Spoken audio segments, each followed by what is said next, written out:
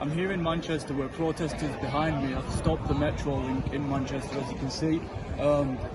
They're protesting under the name Kill the Bill because they want to protest the legislation that's being brought in, which would allow the police to be able to set up noise laws and also to tell protesters when they can and can't protest. This will apply to all protests. It won't just have to be one person. So the police could essentially dictate when you can't protest. But the bill also wants to introduce double the amount of time that judges can sentence people for assaulting emergency personnel workers, and it also allows judges to jail child murderers for their lives and not just 10 or 12 years. The people, they're protesting the bill because they don't want the police to be able to say when they can and can't protest. However, the bill is so much more than that, and so from my perspective, it's allegedly just a straw man.